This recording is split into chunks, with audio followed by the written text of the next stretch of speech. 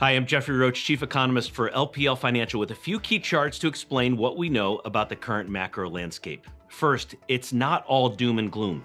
The latest report on business for the services sectors revealed some disturbing realities for some sectors amid trade uncertainty. For example, the amount of new orders contracted for the first time in nearly a year, as I show in the chart. But some sectors are still growing. Power generation companies have some good things to report. Here's a direct quote. Business activity is increasing due to demand for data centers, commercial growth, and infrastructure, unquote.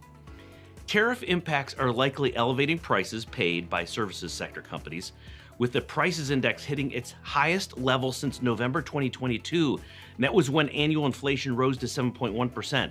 So the bottom line is this: trade uncertainty is weighing down some sectors like healthcare, technology, and construction, but it's not all doom and gloom, because retailers and financial services firms reported some signs of growth opportunities, and that's despite the tariff variability.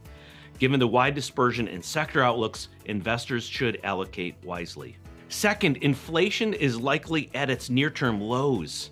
It's as good as it gets when we think about inflation, since prices will likely reaccelerate in the coming months.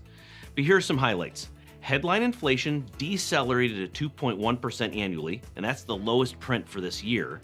Core was 2.5% from a revised 2.7% in March. However, inflation will likely reaccelerate for the remainder of 2025 as both supply and demand pressures will push annual inflation rates higher.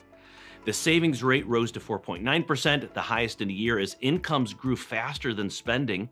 Real disposable personal income rose 0.7% from a month ago. That's the fastest pace since January 2024, indicating the stable job market is providing the necessary support for an economy filled with uncertainty. Here's the bottom line. The growth in real income is providing the support for households uncertain about the current macro landscape. So as long as the job market remains stable for the rest of the year, the Fed has the luxury of remaining in wait-and-see mode. We think there is upside risk to inflation, as many baseline forecasts cannot reasonably account for the fluid tariff policy. Third, is it the calm before the storm?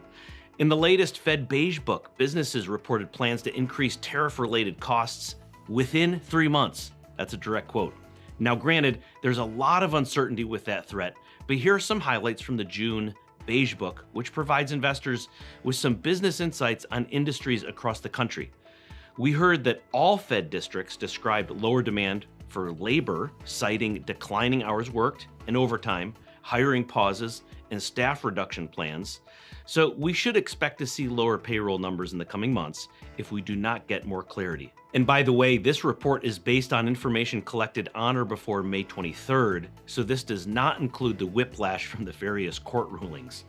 Bottom line here is, on balance, the outlook is slightly pessimistic, as businesses are in a wait-and-see mode, and that mirrors the Fed's posture.